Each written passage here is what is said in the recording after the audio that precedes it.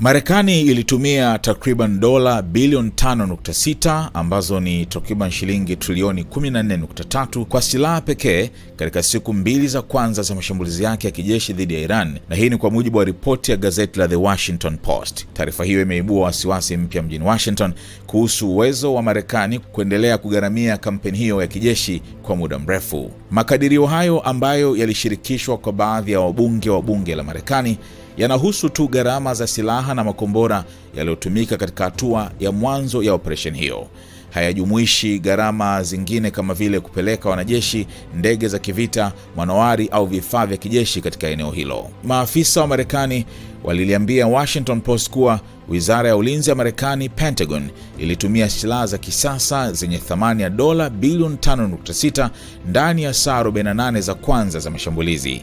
Tangu operesheni hiyo ianze, maelfu ya mashambulizi ya anga na makombora yamefanywa katika maeneo mbalimbali nchini Iran. Ukubwa wa operesheni hiyo umeanza kuzua wasiwasi kwa baadhi ya wabunge wa Marekani ambao wanahofia kuwa kasi ya mashambulizi inaweza kupunguza haraka akiba ya silaha za kisasa za Marekani. Kwa mujibu wa ripoti hiyo, akiba ya silaha za Marekani tayari imeanza kupata shinikizo baada ya miaka kadhaa ya kuipelekea silaha Ukraine, pamoja na kudumisha uwepo mkubwa wa kijeshi katika eneo la Indo-Pacific. Ili kuunga mkono operesheni hiyo katika Mashariki ya Kati, baadhi ya vifaa vya kijeshi vya Marekani vimehamishwa kutoka maeneo mengine duniani. Sehemu ya mfumo wa ulinzi wa makombora wa THAAD ilihamishwa kutoka Korea Kusini kwenda Mashariki ya Kati.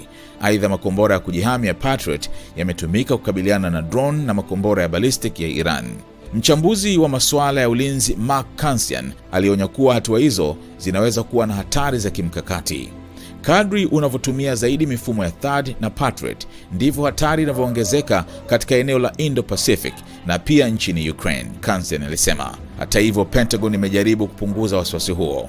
Msemaji mkuu wa Pentagon, Sean Parnell, alisema jeshi la Marekani bado lina rasilimali zote zinazohitajika kutekeleza operesheni yoyote itakayoamuliwa na rais.